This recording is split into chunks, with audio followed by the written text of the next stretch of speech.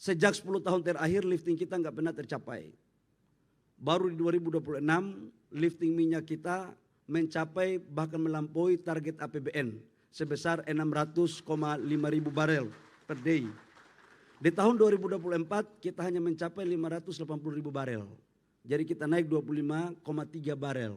Insya Allah di tahun 2026 ini akan kita tingkatkan lagi. Bapak Presiden, hadirin yang kami hormati, percepatan pembangunan infrastruktur energi terintegrasi Pertamina ini merupakan kolaborasi antara BUMN, Pertamina, dan seluruh kementerian dalam rangka mendorong asas swasembada energi. Kami para menteri, semua menteri yang terkait dengan di sini, dan pimpinan BUMD sebagai pembantu Bapak Presiden telah meneguhkan tekad pantang beristirahat sebelum energi Indonesia berdaulat, pantang memejamkan mata sebelum energi Indonesia mencapai swasembada. Proyek RDMP ini Bapak Presiden banyak dramanya. Saya harus juga katakan banyak dramanya, kenapa? Seharusnya sudah jadi tahun awal Mei 2024. Tapi ini Pak terbakar. Ada bagian yang dibakar. Saya tidak mengerti apakah dibakar karena terbakar atau dibakar karena ada faktor lain. Bulan Agustus saya memerintahkan tim saya dari Irjen yang sekarang masih komisaris, Bapak Irjen kami, ada komisaris di Pertamina, Pak Bambang. Kami minta untuk investigasi Pak. Ternyata barang ini Pak, ada udang di balik batu. Masih ada pihak-pihak yang tidak rela kalau kita itu mempunyai cadangan dan swasembada energi agar impor terus. Kita harus hadapi dan kita selesaikan dalam waktu yang tidak lama lagi Pak.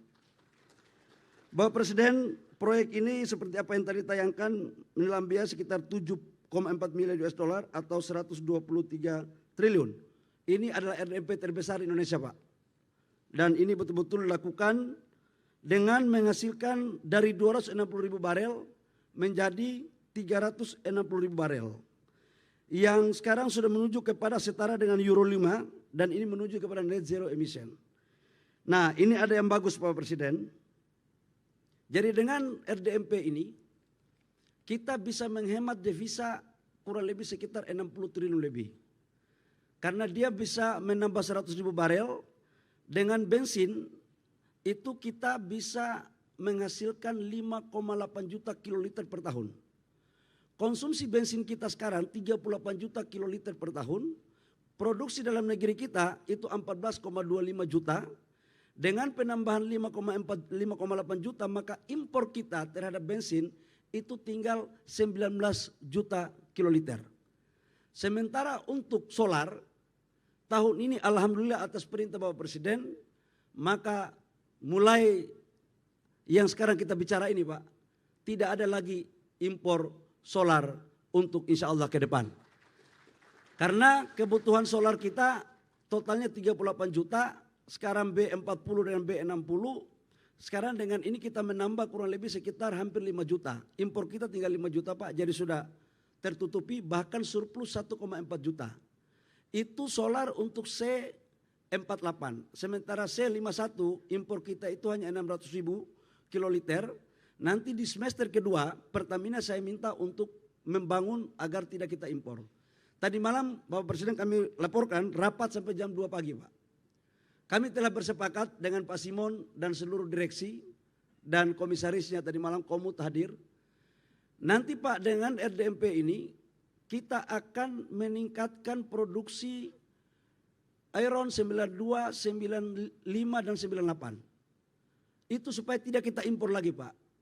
Supaya badan-badan usaha swasta ini beli produksi dalam negeri lewat Pertamina. Ini perintah konstitusi, perintah pasal 33 adalah cabang-cabang produksi yang menyangkut hajat orang banyak harus dikuasai oleh negara dan oleh karena itu negara harus menyiapkan. Termasuk aftur Bapak Presiden. Jadi aftur juga 2027 insya Allah tidak lagi kita melakukan impor. Ke depan kita akan dorong atas perintah Bapak Presiden kita hanya mengimpor crude-nya saja. Kalau ini mampu kita lakukan, maka gerakan-gerakan tambahan ini semakin tipis. Dan setelah ini pasti ramai lagi di sosmed karena dianggap Menteri SDM potong-potong jalur para importir. Tapi gak ada masalah Pak Presiden.